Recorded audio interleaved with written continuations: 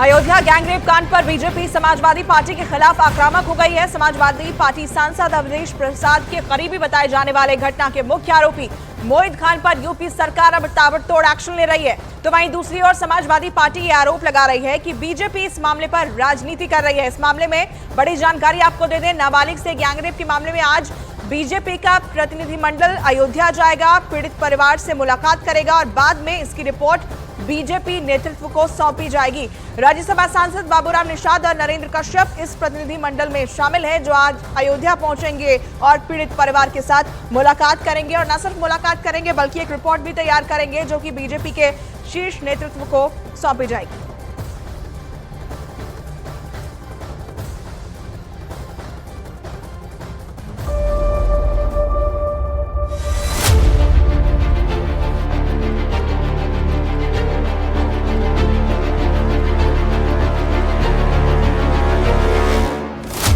अयोध्या में नाबालिग से गैंगरेप मामले में पीड़ित परिवार से योगी आदित्यनाथ की मुलाकात के बाद से बुलडोजर गरज रहा है।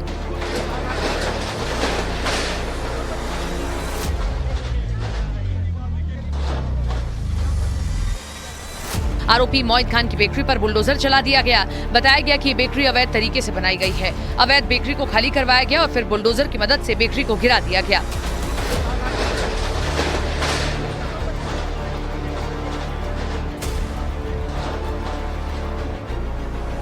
उधर गैंगरेप के आरोपी मोहित खान की बेकरी पर बुलडोजर की कार्रवाई के बाद अब उसे शॉपिंग कॉम्प्लेक्स पर भी कार्रवाई तेज हो गई है। खबर है कि कॉम्प्लेक्स के पीछे के एक हिस्से पर बुलडोजर की कार्रवाई होगी।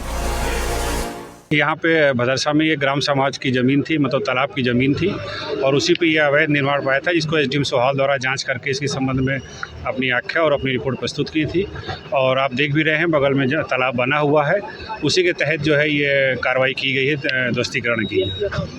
और कितनी अवैध संपत्तियां हैं इस संबंध में अभी जांच की जा रही है और जैसे जैसे संपत्तियों को पता चलेगा उसमें जो भी अवैध होगी तो उसमें विधिक और उचित कार्रवाई की जाएगी। मोहित खान का अवैध साम्राज्य मिट्टी में मिलने लगा तो समाजवादी पार्टी जाग गई और पिछले 4 दिन से मोहित खान की गिरफ्तारी पर चुप्पी साधे अखिलेश यादव डीएनए टेस्ट की मांग कर रहे हैं। अब अखिलेश यादव से सवाल पूछे जा रहे हैं कि क्या वो डीएनए टेस्ट के बहाने मोहित खान को क्लीन चिट दे रहे हैं। अखिलेश यादव जी आज पीडीए भूलकर इस मोहित खान को क्लीन चिट दे रहे हैं। कह रहे पहले डीएनए टेस्ट करवा दीजिए। क्या 12 वर्षीय बच्ची की बातों पर भरोसा नहीं है? उसके चरित्र पर सवाल उठाए जा रहे हैं।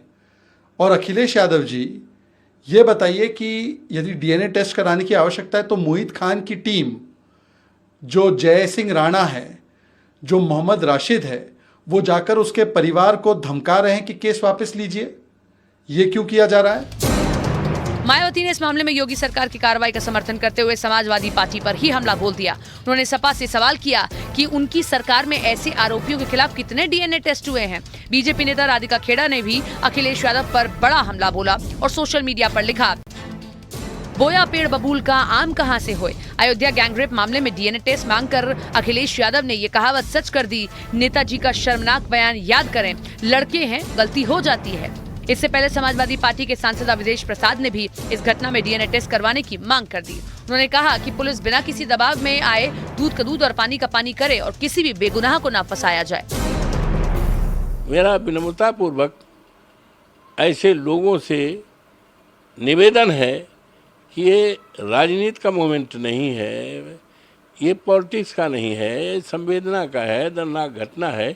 उसको न्याय दिलाने में लगें और जो भी दोषी है उसके खिलाफ कार्रवाई की जाए, इनोसेंट को फंसाया न जाए और इसको और अच्छा आने के लिए डीएनए टेस्ट लगा लिया जाए। सरकार इस मामले में सख्त है और पूरी कार्रवाई ऐसे लोगों के खिलाफ सख्ती के साथ किया जाएगा।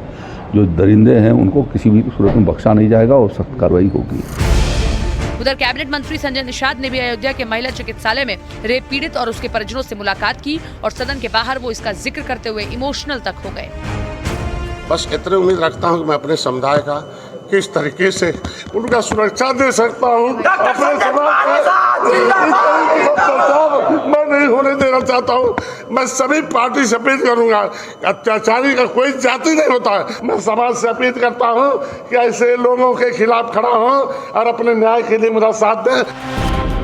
डीएनए जांच की मांग पर यूपी के डिप्टी सीएम केशव प्रसाद मौर्य ने बड़ा आरोप लगाया और कहा, बलात्कारियों को बचाना समाजवादी पार्टी की जन्मजात फितरत है।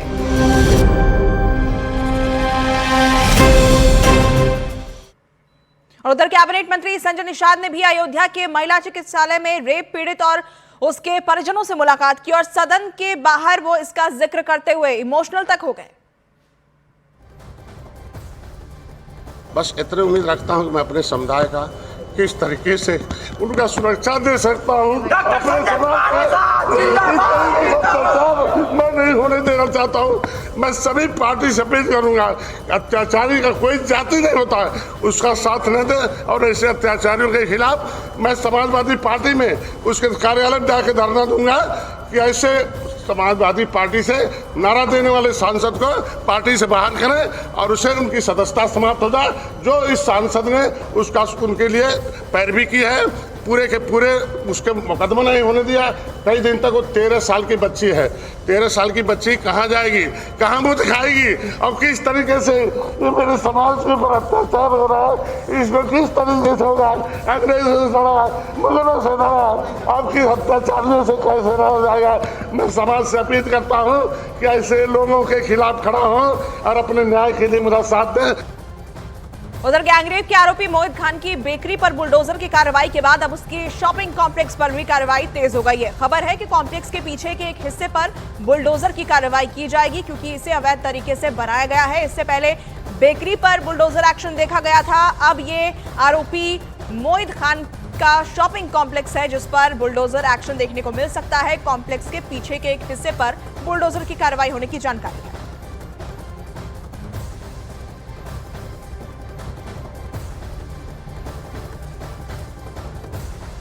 यहाँ पे भदरसा में ये ग्राम समाज की ज़मीन थी, मतलब तालाब की ज़मीन थी और उसी पे ये अवैध निर्माण पाया था, जिसको एसडीएम सोहाल द्वारा जांच करके इसके संबंध में अपनी आख्या और अपनी रिपोर्ट प्रस्तुत की थी।